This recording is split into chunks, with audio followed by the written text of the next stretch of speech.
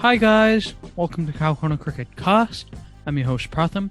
I'm joined by my mate Rohan, and today we're going to be discussing the 43rd match of this 2021 IPL season. And it was a showdown between the two Royals in this franchise tournament. The Royal Challengers Bangalore on one end and the Rajasthan Royals on the other. Going into the match, both teams had the pressure on them. Both teams are looking to qualify with it for the playoffs in that top four and be in the top four essentially of that points table. We had a situation here where going into the match, Rajasthan had to win 3 of their 4 matches, that too at a healthy net run rate, as to improve their current relatively poor net run rate in order to proceed further in this tournament. On the other hand, RCB had a bit of an easier job, but still a relatively hard one in that they needed to win 3 of their 5 matches in order to confirm a playoff spot. And so, both going into this match, both sides had a lot to prove, right?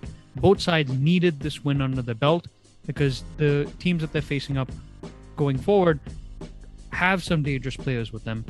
Rajasthan especially are facing Mumbai, CSK, and Delhi after this. So this would have been one of their easier fixtures. And so there was a lot at stake and a lot to play for, effectively. In this crucial match, RCB ended up winning the toss.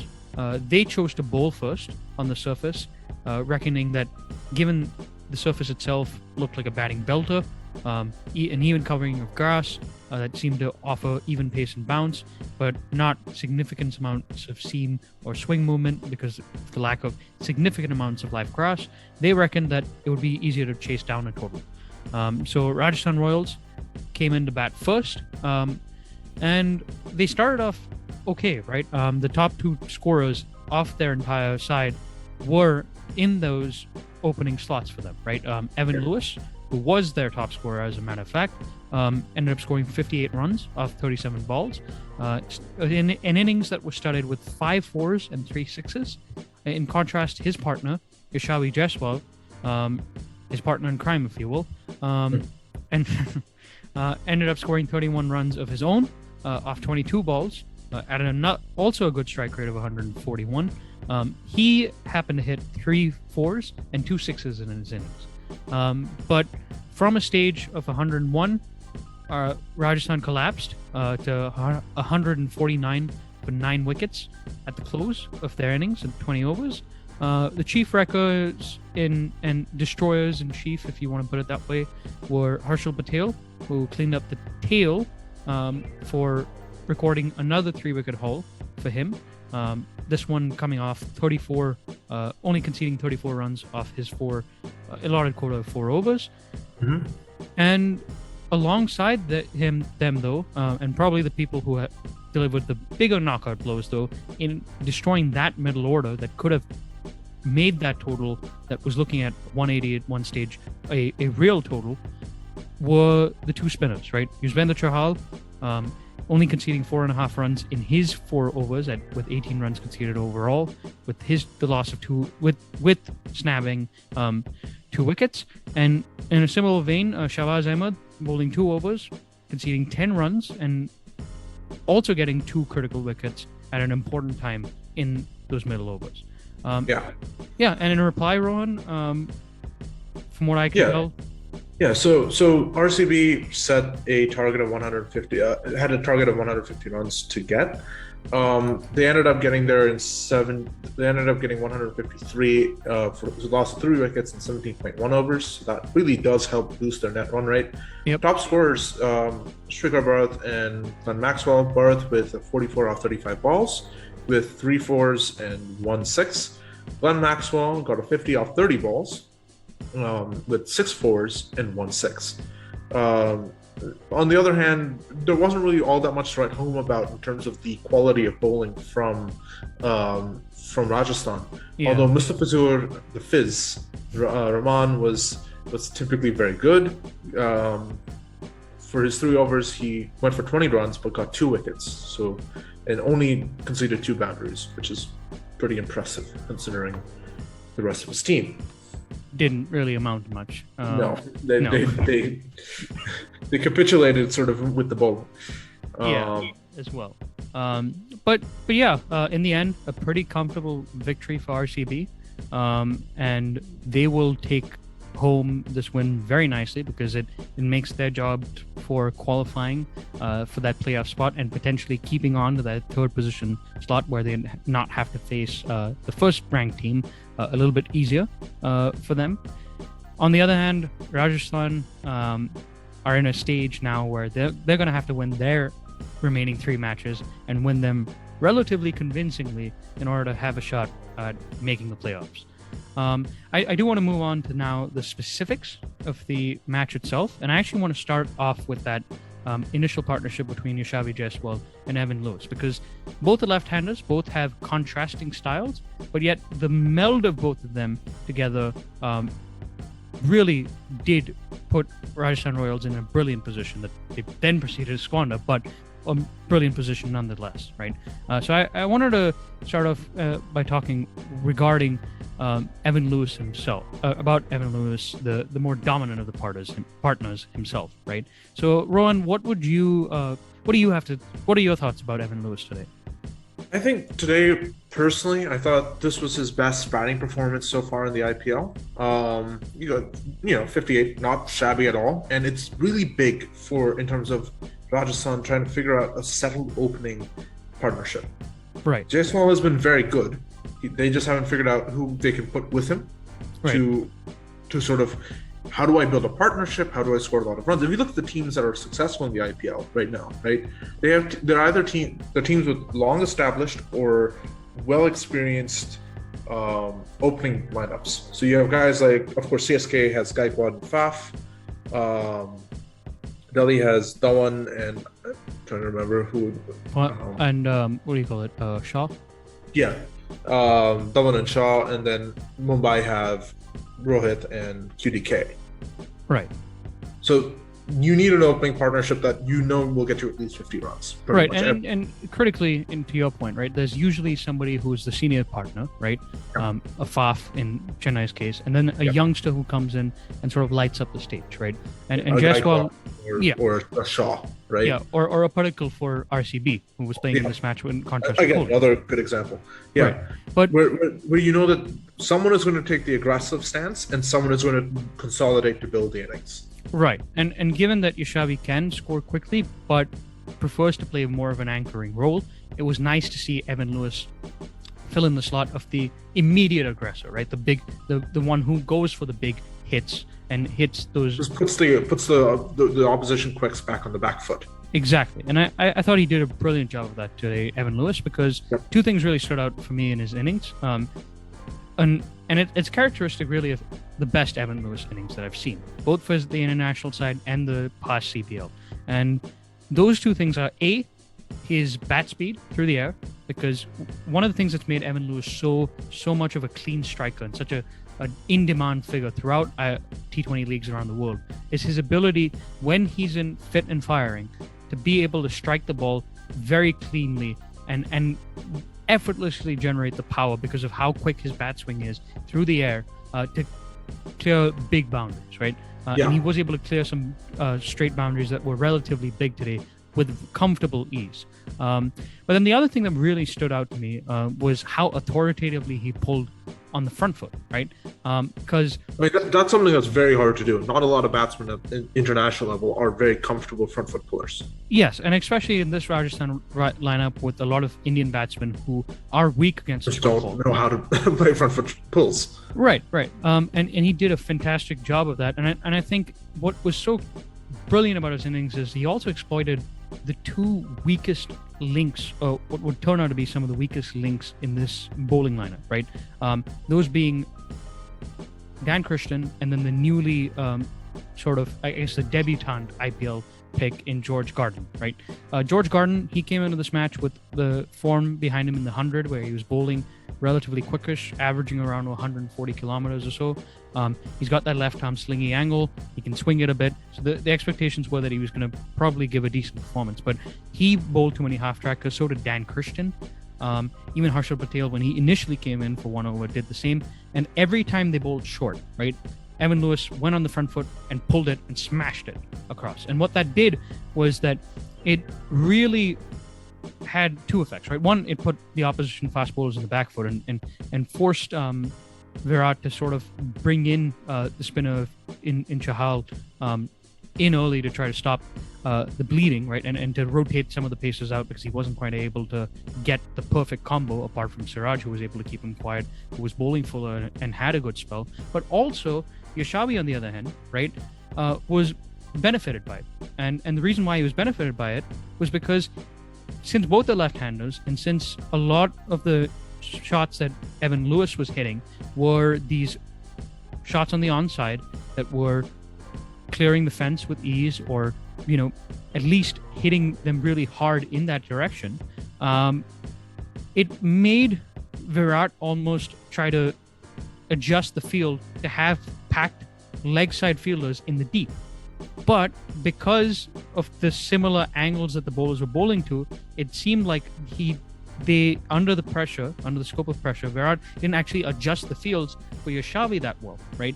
And so Yashavi had the advantage, and for the record, Yashavi, who was more comfortable playing square and a bit straighter on the offside of the wicket, had the advantage of being able to pierce gaps more because there were less fielders put there because they'd already been moved for Evan Lewis and by extension Jaiswal when the field wasn't moved around, right? So I thought it was fantastic that the synergy of both of those complemented each other really well. And if we're on the subject of Yashavi, right, he played again really well today. He was benefited by that sort of those field settings, which he was able to exploit to play his favorite shots, the cut on the offside and so forth. But there are times where he even manufactured that shot, right? Like that cut when he's sitting at leg and just guides it down past the backwards point. Yeah, it was incredible, dude, because it was a delivery that was almost, I mean, now that I think of it, it was a delivery that was going, that had pitched on leg and that was going, down leg, and he manages to somehow move all the way back. He has the anticipation, right? He's able to have the ball in the hand and moves back and just cuts it. And does it late too to find the gap. It was brilliant stuff. But yeah, I felt both of those two set the perfect platform for Rajasthan. Yeah, and then everything goes wrong. Everything that can go wrong goes wrong, and it goes wrong quickly. Yes, and a lot of credit, and obviously, a lot of this is on Rajasthan's batsmen deciding to try and hit everything for six. Yes, when they could have not done that. Out their innings and played properly. Right, and tried to hit. If they wanted to attack bowlers, attack them on the ground. For starters, but a lot of credit does have to go to Chahal, right, for starters. Chahal and Shahbaz Ahmed, who come in and just suppress and strangulate. Because I've seen CSK do exactly this back during their prime when they had Ashwin and Jadeja. They knew that if they got those two guys to bowl out their 8 overs, it wouldn't matter all that much what the other batsman would do because they just suffocate you for so long that you could not score. You could not hit out. And when you try to hit big, they get you. Yeah, and they pulled back like those two, right? In the heyday, right? Ashwin and Jadeja. They pulled back a score that was looking set to be at least 180. The thoughts even of it going to 200. They pulled that back on a good like pitch. 130, 145, and it's like, okay, yeah, CSK can chase this down like 5 overs. Not 5 overs, like 10 overs. Yeah, well, I mean, RCB in this case, we mean, right? But, in this case, they did exactly what those guys did for CSK. Yeah, and I think what was probably the more disappointing of the lot from a Rajasthan Royals perspective was Shahbaz coming in and getting those 2 wickets, right? Because he's really a 7th bowling option for them, RCB. What he did, right, that sort of led to that sort of collapse in a way is he bowled with that classical action of his where he gets some loop, he's not afraid to give the ball some air, and he bowls that sort of length that is just tantalizing enough to be like, oh, okay, if I can connect this, because he's bowling a little bit slower. If I can hit this, it's going far. Yeah. And sort of laconically, if right, because it didn't work out that way. But Whereas what I was really impressed with, and you've been hyping up Shahbaz Ahmed as like a really, really good option going forward. Yeah. I was really impressed by the old man, and not old. He's not that old, really. Yuzvendra Chahal, who comes in, and he just does what we talked about with Ravi Bishnoi, where he was like, you mix the googly and the leg break well, and in his case, he basically. He realized that these guys were just trying to hit him out of the ground. And he was like, because okay. I think what happened was they panicked, right? They had that great start, and then they started noticing after the 100 for one. Shahbaz Ahmed comes in, and it's like, okay, well, you're not scoring runs right now, mate. Yeah. And because they sort of panicked, they needed to be, they were there for the taking if you bowled an inviting length around that fourth or fifth stump, so just a little bit wider, and then asked them to go for the shot and kept a fielder stationed at long off, right? And unfortunately, the two middle order batsmen, Lomror and Livingston, who've been in horrible nick for the record, obliged, right? Because they felt the pressure as well. Obviously, they haven't been scoring many, and it was good bowling from Chahal because he could have gone for runs if Rajasthan's batsmen were more sensible and decided to target maybe shots that were behind the square of the wicket where there weren't any fielders, or even sweeps and so forth which were at the square of the wicket. But both ended up picking the longest boundary on the ground, one that I think was at least above 75 meters, right? And so it was terrible batting or lack of application of batting from woefully out of form batsmen on one end and Rajasthan's part, but it was also brave from Chahal to dangle that carrot and basically be like, okay, you want to hit me, I'll give you that, but I have the confidence I can get you out by getting caught in the deep. But if that doesn't happen, right, I also have the confidence of mixing up that variation of the googly to deceive you in the flight and allow a wicketkeeper to stump you effectively when you try to go down the track to hit me, which is what happened in the case of Lomror, right? So all things considered, very, very impressive showing. It was very smart bowling from those two to really just take the sting out of Rajasthan. And then there was just the beautiful death bowling from Harshal Patel, who has had like the weirdest career. Yeah, because he started out amazingly, right? He was in the Under-19 World Cup, so he's viewed as a prospect, I think, in 2008 it was. 2010. He was in the 2010 squad with Mayank Agarwal and KL Rahul, who have had vastly different careers. Yeah. So he's been in the Indian domestic setup for at least a decade now. And actually, to your point, right, when he made his debut in Ranji, I remember this because I'm one of the few people who probably watches Ranji matches, as you know. He took consecutive 8-fours against like two sides. He's not a bad player. It's like... Yeah, but he sort of lost his way, I think, and injury issues and all. But he got dropped by Gujarat and had to move to Haryana to play. But what's impressed me today, right, is... with a guy like Harshal Patel, right, he doesn't have a lot of other things that other bowlers have, right? He's not particularly quick. He's not particularly great at seaming or swinging the ball. And when he was younger, he used to have a very good late out swinger, but not much else and not enough control, right? And he's not even that what I would call particularly quirky as a bowler, right? Like he's a very stock or conventional bowler to look at, so it's not like he deceives them with anything else. But what he has learned through the years of piling in domestic and through going through IPL cycles and so forth is he's learned how to play the smart game, right?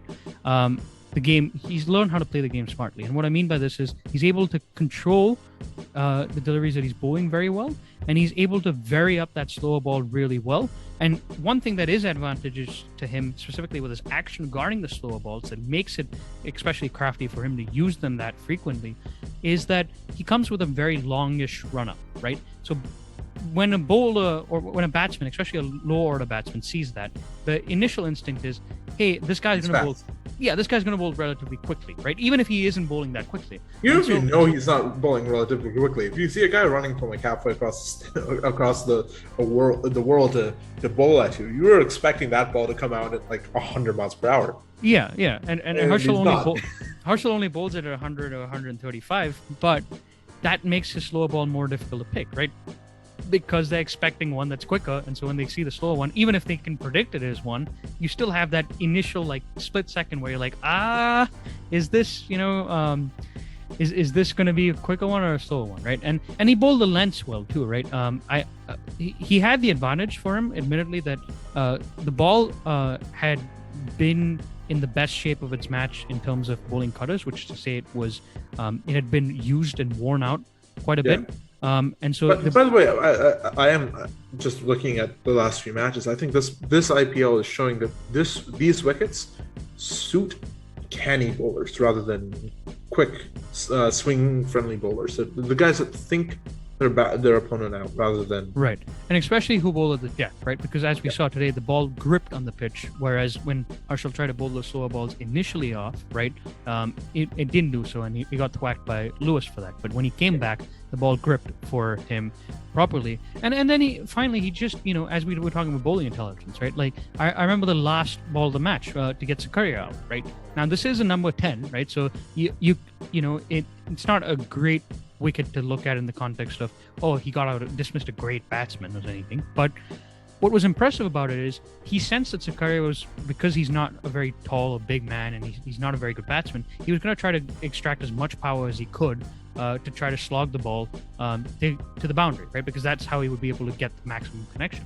And so what he did was he bowled a delivery that was wide and back of a length, and that was slower. And so Zakaria ended up toe-ending that slog, and the man stationed at deep mid wicket ran in and took a very good catch, right? So again, very clever bowling, as you're saying, Rowan, and a lot to appreciate that.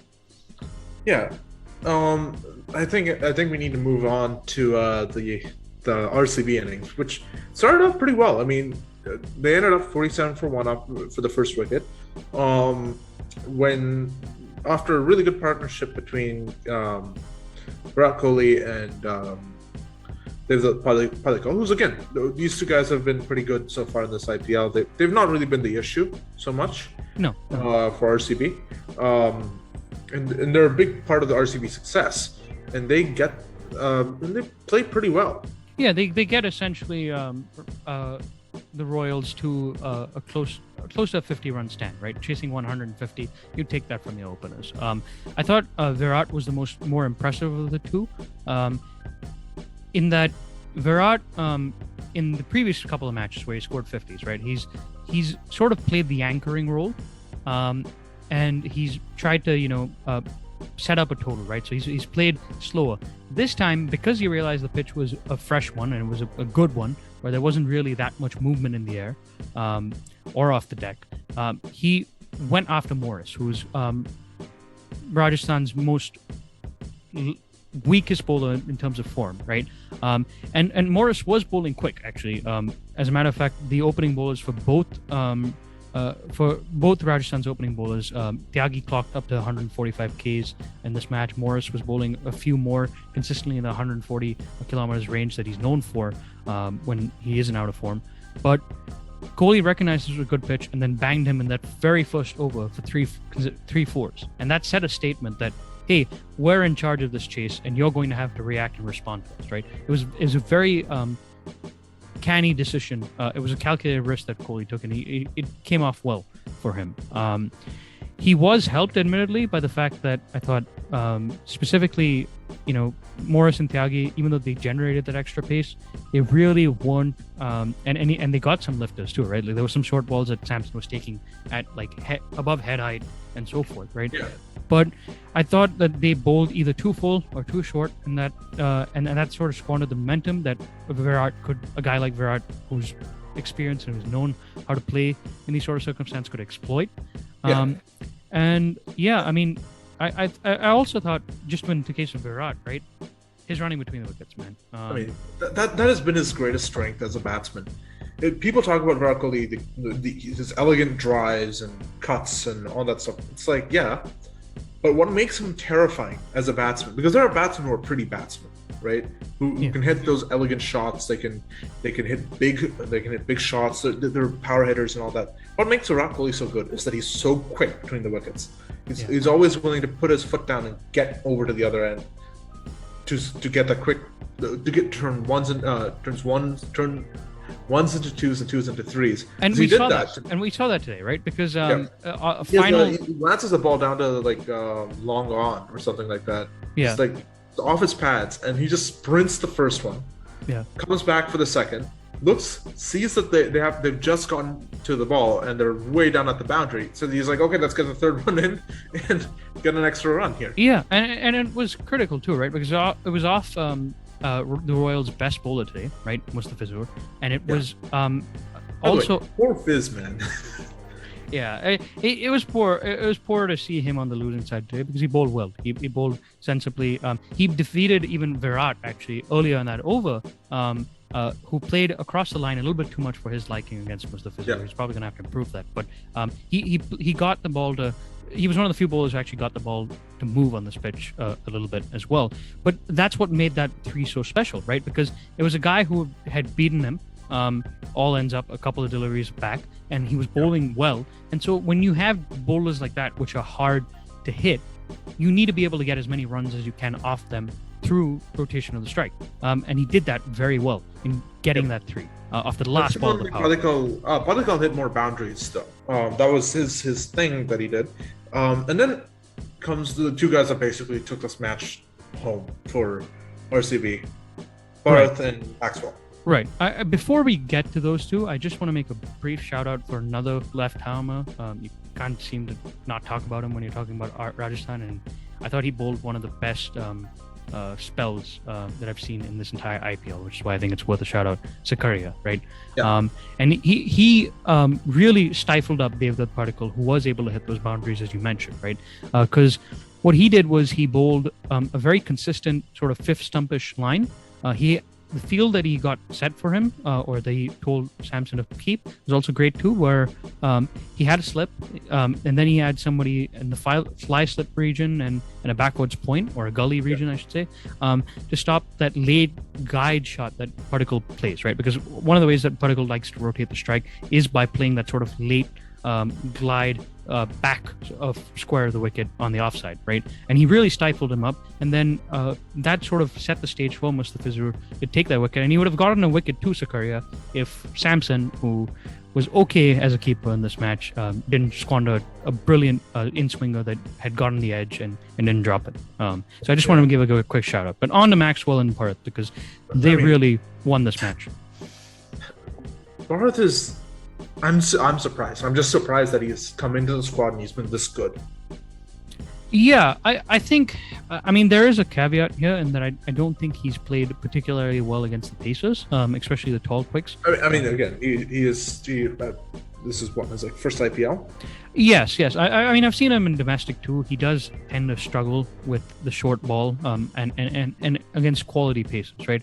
So he has got the opportunity to not have to play against informed Pacers and score those two innings that he scored of 30 and 40 since he's been inducted in the side here that he played in the previous match as well, right? But having said that, what I thought was very good about him specifically, right, was that he actually played shots behind square of the wicket, right? Especially to some of the paces as well.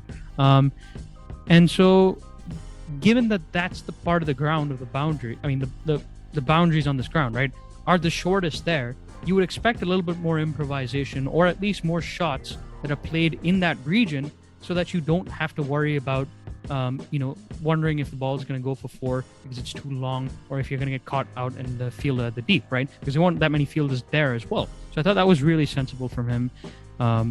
And yeah, I mean, I thought he also exploited the fact that Rajasthan don't really have good spinners in this lineup, and got to the pitch of the ball with them pretty well as well. Yeah, and Maxwell was, again, he's the most mercurial player in the IPL. And he kind of showed what happens when you get him on a good day. He hits a 50. Yeah. And he played very sensibly too. I think that's what this season, right? You mentioned that he's mercurial, right? But And it shows in the stats, right? He only has 10 IPL 50s, including this one, and he's played for what, 5-6 years now.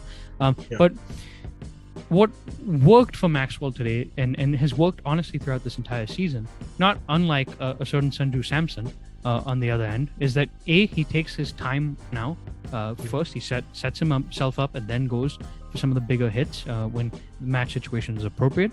But also, he again now is starting to become more mature, even the way he deals with partnerships, right? The old Maxwell would just be going to try to slam as many sixes out of the book, right? And playing all the improvisatory, shots that he can, the switch hits and all. And he still does that, right? But what he did now was he recognized that Bharat on the other end was playing well, so he gave him the majority of the strike first. And he, basically got boundaries playing the ball straight and not aerial, right? Because Maxwell usually likes slogging the ball aerially. But today he played shots that were drives, that were down the ground, but that were kept on the ground largely. And so he was able to ease up the pressure till the very end when Morris bowled him. And I think that final over from Morris was really indicative of the state of this Rajasthan team compared to the state of this RCB team in the match overall, right? Because Morris having a horrible day in general, right? Ended up going for close to 12 runs and over, right? 50 runs. He was 12 and a half and over. Yeah. Yeah. And Morris in this final over of his actually bowled incredibly poorly because he bowled too many balls off a length at the end, right? And Maxwell was able to tonk him very easily and improve that net run rate and sort. And that entire exchange at the end, right, between the two of them, right, where Morris is getting fed up and he had a word with Maxwell, and then Maxwell proceeds to tonk him for four down the ground to seal a win. It's just so indicative of what these two teams are. Yeah, or at least were in the context of this match. Yeah, right? I just wanted to bring up one last thing. It's sort of on the note of Samson and Maxwell and how they've matured. I was thinking there was an interview KP did a while back where he's like, so how do you bat in these situations? And he said, well, one thing that I did that worked for me was I thought about it in terms of 10, 10, and 10. Yeah. And the interviewer was like, what does that mean? As many of our viewers might be asking. What he means is that in Test cricket, he would wait 10 overs before looking to play aggressively. In ODI cricket, he would wait 10 balls before he started to play aggressively. And in T20 cricket, he would wait 10 minutes before he began to play aggressively. Basically, his idea is like you have to give yourself enough time to get yourself into the situation in which you need to get runs, but you don't want to just like wool gather and sort of just sit around, do nothing. Yeah. If you give yourself 10 overs in Test cricket, it's typically 60 balls, and by that point, you should be around 20 runs. That's fine. Yeah, and to your point, right, I think that's what Maxwell's been doing so well of late, and Samson, right? Because yes, they're starting slower than usual, but they're critically not. They're not getting out early. They're not getting out early. That's the trade-off, right? Yeah, they're not going hell for leather from ball one. Right, they're looking solid, and they're still managing to rotate the strike and not because they're playing down the innings, which is exactly. They're not bogging down the innings per se, right? Which is what has been impressive in seeing how both of these guys have matured, and that's why they're among the leading run scorers for both sides in this in this tournament, right? So yeah, I mean, I thought that overall really good win for RCB. I think what will be important for both of these teams going forward. I guess we should probably discuss that, right? In terms of key takeaways, right? And I think for Rajasthan, right, in terms of key takeaways, let's talk about RCB first, because I want to come back to Rajasthan because I think there's something that's really big that we need to talk about in that sense, if that's okay with you. Yeah, sure. I think RCB, they get a takeaway from this match that we have a formula that works. Yes. If we keep working on this kind of strategy and we get good support from our bowlers, we have a chance at actually making a run for a trophy this year. Right. And specifically, they're currently second in the table, which is because they have but CSK has a game in hand, which they probably are going to win. Yeah. So I think from their perspective, it's like, we're pretty sure that we'd have to lose the next 3 matches to not make the playoffs. So let's not do that. Yeah, and let's have like a settled batting order and lineup. And to your point, I think what's working for them specifically is Bharat at 3, right? Because he's a keeper, so he takes off pressure from AB, who can just worry about playing the finisher role. I know he hasn't scored many runs in this IPL, but he's not being asked to do so very often. He's not asked to be literally the best player, the one of the 2 good players. Yeah, he's not asked to perform superhero stunts, basically, which he usually does for Rcb. Which at his age is probably for the best. Yes. And so Bharat provides them a stability in the order. Mohammad Siraj, even though he didn't get any wickets in this match, has come along very nicely. He's bowling new ball spells that are very economical and threatening. Harshal Patel at the death is set up. The spinners are now coming into their own, with Chahal especially, who had a poor first leg of the season. So I think everything for them is working well. They just need to continue this sort of approach, and then I think they also need to sometimes establish specifically what the match requirements or situations are, right? And they're doing a good job of it, but I think sometimes, like they need to, even in this match, right? I feel like, a guy like Bharat was able to work only because Maxwell understood the context of the match and gave him that majority of the strike, right? So I think they need to ensure that that's the kind of batting that they do in partnerships where both people are responding and working towards the match situation. In terms of Rajasthan Royals, though, really tough pill for them to swallow, because now they have to win 3 matches against 3 of the most well-known teams in this IPL going forward. And I think the main takeaways for Rajasthan, they're actually 3 really, because in my mind specifically, right, Rajasthan have to look at replacing Morris. It's hard because Morris is a MVP player, and if he clicks, he can win the matches, but he has been horrendously out of form this season, right? And today, what will be disappointing for them to see is that he even clocked that extra pace, right? He was in the 140s more consistently. He had a pitch which had even pace and bounce, which he could exploit. But he still ended up getting tonked around, right? And was comfortably Rajasthan's worst bowler in this match. And he's not able to maintain a consistent line and length. He's not able to bowl to the bowling plans that are set. So I think he has to go. Tewatia also has to go. Wasn't threatening with the ball. Bharat was able to play him comfortably. Maxwell had no issues with him either.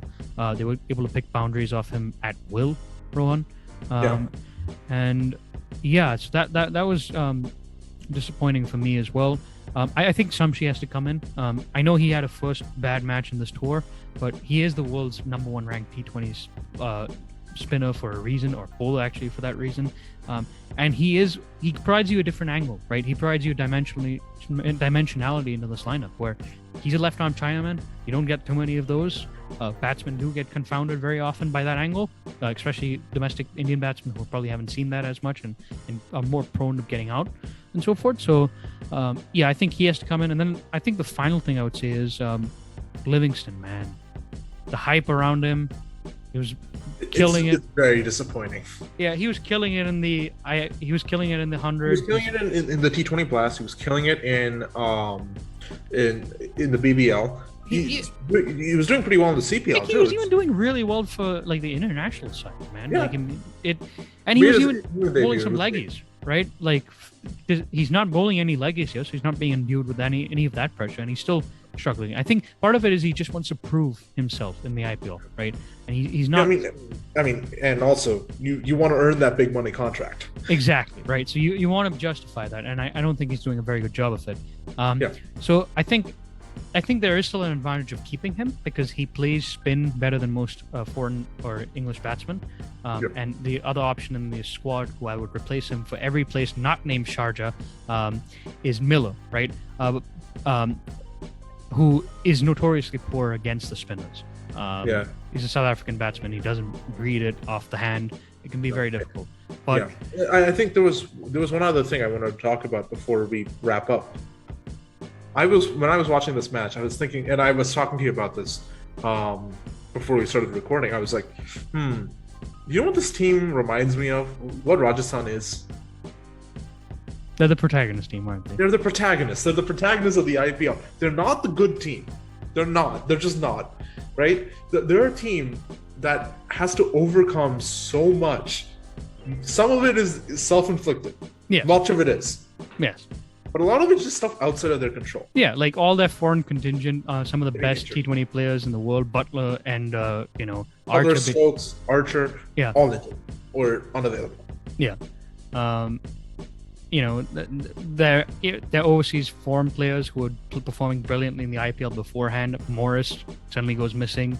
Livingston, who's been really good in T20 cricket for the last 3 or 4 years, anonymous. Yeah, it's a tough pill to swallow for them, but it's the character that they show at moments, right? They don't show it all the time, right? Like the batting display was inept today, but when the match was over, right, or it was close to, it was obvious that RCB had this chase in the bag, and unless they did a Punjab, they weren't going to lose it, right?